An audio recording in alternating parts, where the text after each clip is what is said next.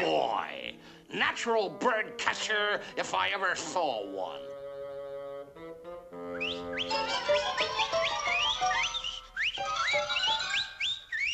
Wow. Don't tell me I've raised a fraidy cat.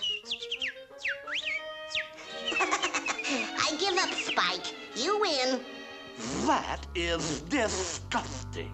My son fraternizing with birds. Looks like I'll have to teach Junior the facts of life.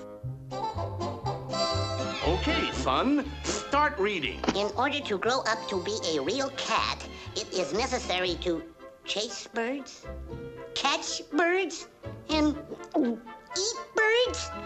Oh, Father, what are we, cannibals? Yeah. That's the way we cats survive. Now get going and start chasing birds. Be a real cat.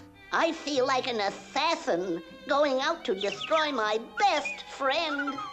Oh, hello, Spike. My father says that if I want to be a real cat, I have to chase birds, catch birds, and eat birds.